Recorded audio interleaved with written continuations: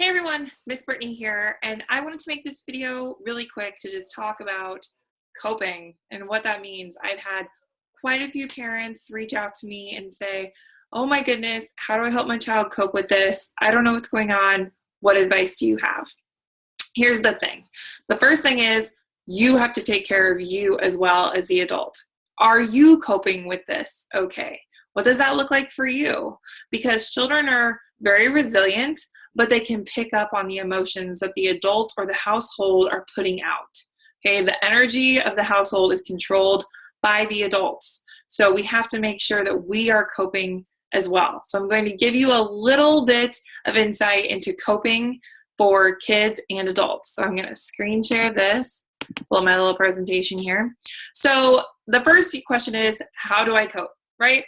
And we're going to talk about what even coping means. What does it mean? It means to deal effectively with something difficult. I don't know about you, but I think there are certain things that unless you've gone through them, you have yet to know and learn how to cope effectively with that particular situation. So we're talking about stress and anxiety and what that looks like right now in this situation moving forward. So we are under the assumption right now that the behaviors you're wanting to cope with and the situation that you're wanting to cope with is stress and anxiety due to what's happening, okay? Because honestly, everything else is out of our control right now. And that's part of coping too. Learning to identify what you can and cannot control about a situation. When a lot of times when people feel completely out of control, like a lot of people feel right now, you're actually more in control than you think. You are definitely in control of your emotions and how you think and how you perceive everything. You are in control of your behavior and how you respond to what is happening.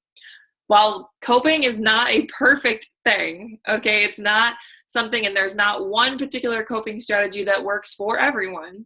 We're going to go through a couple of different things that can help you start to develop effective coping strategies for what we're going through, okay?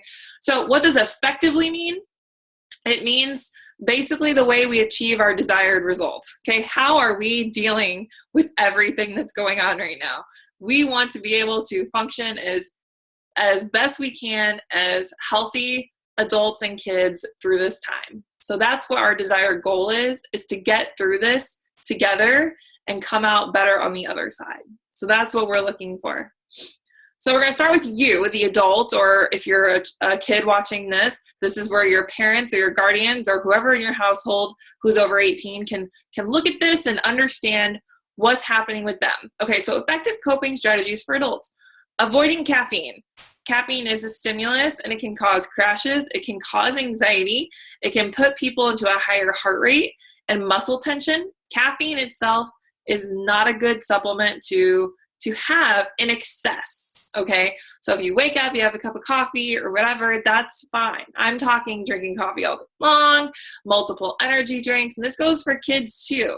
Normal bodily functions happen better when we limit our caffeine intake, okay?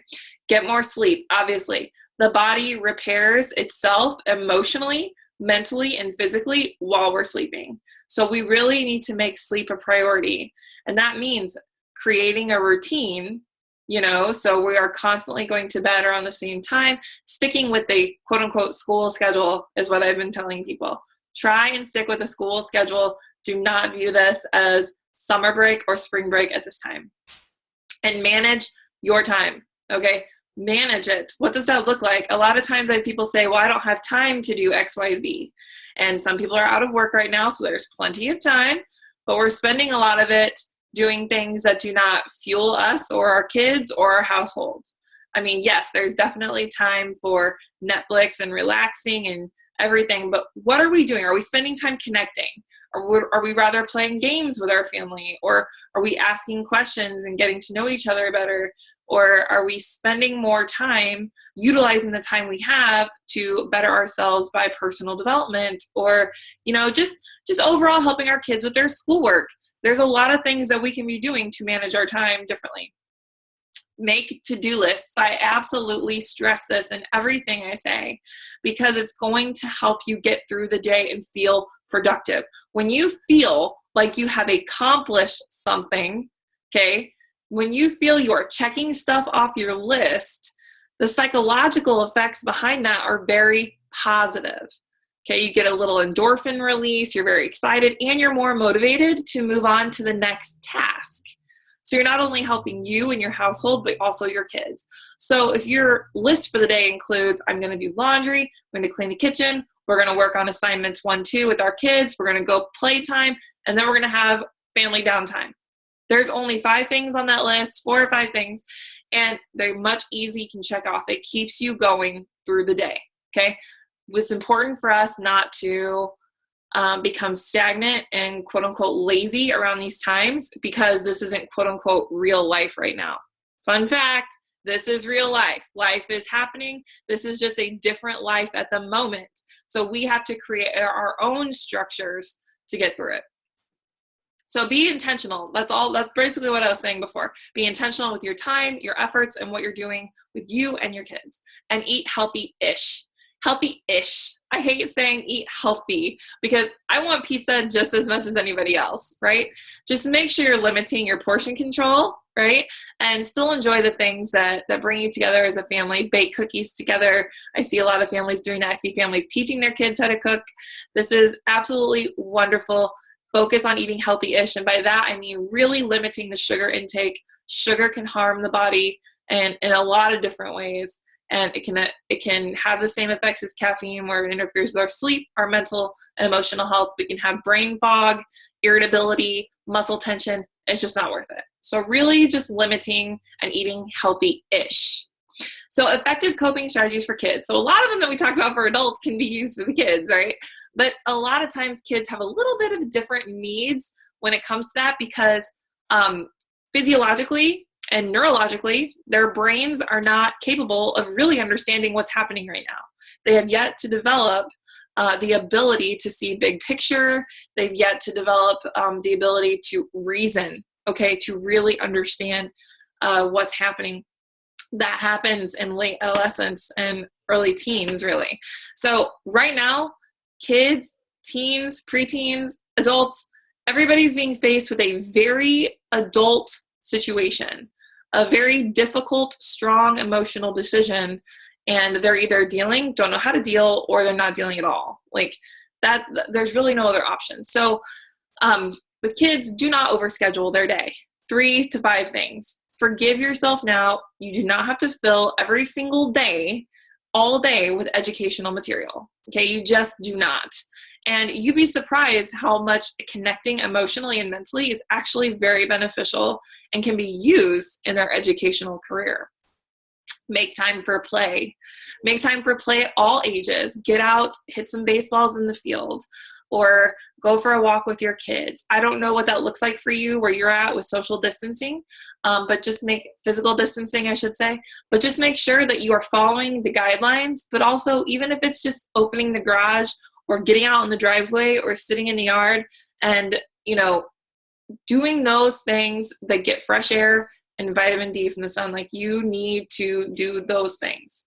Sleep is a priority. Keep kids on a school schedule. Keep them on a school schedule. If you're still working, this is absolutely imperative for you too as an adult. If you're not working, it's important that you guys make an effort to do this, because this still is normal life. Like I said, this is life. What is normal? Like, this is what's happening right now.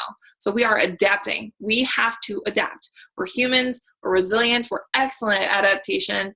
And this is just part of the process. And manage your own stress. We talked about that before, how kids can pick up on those vibes and things that are happening. And we don't want them to regress or get anxious because of your anxieties. Does this mean that you are not allowed to be anxious or stressed? No, you are absolutely entitled to those feelings. This is a very stressful time, but that's why we talked about coping strategies for you. And please be aware that coping strategies for you may or may not be effective for your kids or your household. Everybody has their own coping strategies. One does not fit all, okay? And listen to their bodies. Encourage them to learn how to listen to their bodies. Are you sore? Are you tired? Are you stressed? Are you anxious? Bring words and definitions to these things. Let them start to recognize what's happening in their bodies. Give words to feelings. Strong emotions are scary for kids. Like I said before, they're being forced to deal with all of this right now.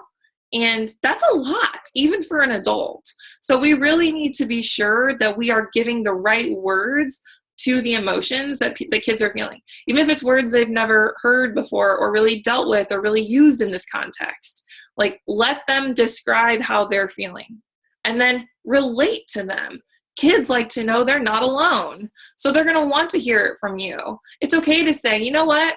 I was a little scared too. Like, they connect with that. They want to know that they're not alone. Start to identify triggers. And I just talked to a parent the other day.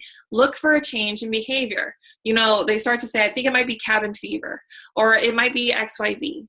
Well, stop trying to overanalyze and diagnose it right now. Just keep a little piece of paper or a journal with you privately and start to identify behavior changes. Are they eating more? Are they sleeping less? Are they anxious more? Are they running around? Are they irritable? Are they, what are the behaviors that you're constantly seeing? If you're seeing them for a couple of days, I wouldn't necessarily be like, oh my God, and be really upset by that. But if you see it consistently over time, then we need to figure out what that trigger is. Okay, identify the trigger of what's really happening. And a lot of times it's because they don't know how to deal with the emotions they are feeling. These are very strong emotions that are happening right now. Make sure you check your own stress at the door before you engage with those conversations and meet them where they are. This is one of my favorite techniques, and I tell parents all the time, people who struggle with schoolwork, like especially right now, you are homeschooling your kids right now. Again, you don't have to fill every minute of the day with something educational. But if they want to go outside and play, move your educational time outside. Make it something educational for them outside. Do math outside with the flowers or the plants or the birds or something, or make a hopscotch or use chalk on your driveway. You have to meet them where they are. Stop the resisting.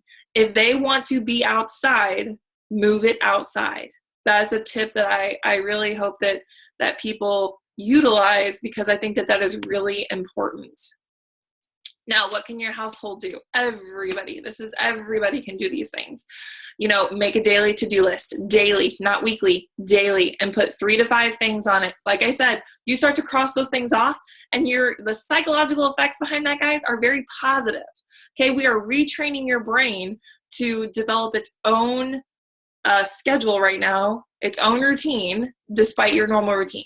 Okay, set small goals, small, consistent goals. Like, we're going to finish 2 assignments or 5 assignments by Friday. Okay, great. See, that's why I don't like weekly goals, because then you could put it off until Friday. But if you want to complete 5 assignments by Friday, maybe on your daily to-do list, it's 1 assignment. Check. Whatever that looks like for you. Set timers on your phone, especially to eat, because right now you're stuck inside and kids are constantly snacking. You're constantly snacking. That's just a human behavior. It's comforting. Food is comfort, and it's habitual. So you start, right? And salty and sweet things have addictive properties in them. So you're going to go for those things more. The kitchen is closed. Put a sign up. I know at my house, they wrapped a little ribbon into the kitchen, and I said the kitchen's closed. Like, we're not going in there until such and such time. So you have to create that routine that is effective, because once we start eating more, we'll start to gain weight, or we'll get that brain fog, or those sugar crashes, or those caffeine highs and lows. It's not worth it. Okay. And then physical activity. You must continue to be physical and move your body. Being stagnant and stuck inside can be difficult for your mental and emotional health during states of quarantine and isolation. So make sure that you are making the effort to get out, or that's even in the yard, or doing a home workout, like look on YouTube, or use the free kids workouts that Beachbody has unlocked. Do something physical to make sure you're moving, okay? Gets the blood flowing. What else can your household do? You must take time apart. And what I mean by that is it's good for your emotional and mental state of the household. Everyone's got rooms, or there's different rooms, or maybe you share a room, take turns, whatever that looks like for you. All you have to do is say, I need 30 minutes to myself in here with my iPad or Netflix, and I'll be fine.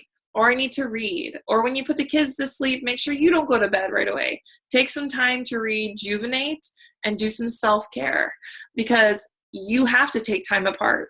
Yes, it is natural for humans for what's called the need to belong, and they want to be social, right? But we can't do it 24/7, okay? We have to be able to take time to ourselves to regroup. Also, my next piece of advice for you is to stop social distancing. And what I mean by that is social distancing should be called physical distancing to me. Being social right now is absolutely imperative to your emotional and mental health. I feel like I say that a lot, but it's true. You need to be texting and calling and doing Zoom calls and FaceTime and getting connected with your staff, your teachers, your people at work, your friends, your family. Connect. People are lonely. This is a very lonely time. Isolation can be a lonely thing. And people need to know that you're still there, because you are. This may be an opportunity for you to reach out to somebody you haven't talked to in years, or connect with your family who lives states away that you were planning on traveling to see, but you cannot anymore. You have to be able to bridge that gap. Stop social distancing. Stick with the physical distancing, but make sure that you are still there for each other. Like, communicate, be social, okay? And what else can you do as a household? Practice gratitude. Be thankful for everything that you have. Be thankful that you currently have a roof over your head, or some people are still bringing in an income. You have food. You have people that help you. You have resources that want to help. There's a lot to be thankful for in these times. And we need to, once we start to be grateful, okay, and we sit down as a family and we say, what are you grateful for today? Like, some people are like, well, I'm grateful that I got up and had a shower today, or I'm grateful that, I still have my job right now. There's a lot to be grateful for. That starts us to help retrain our brain, and is considered a coping strategy, because being grateful raises your self-awareness, okay? And it starts to bring more positive energy into your life, which is something we all need right now. And then, of course, self-forgiveness. This is not a perfect process. There will be mistakes, and all throughout coping and all throughout all of this. But listen, the only failure is not doing anything at all. Take a baby step every day to better yourself and everyone around you. We're in this together. Okay, guys, that's all I have for you today. I hope this was helpful in some way. I will continue to be doing stuff like this for you. So if you need anything, please reach out. Like I said, you can contact me via email, through my Family Core email. You can contact me via social media, however that you feel you want to get a hold of me.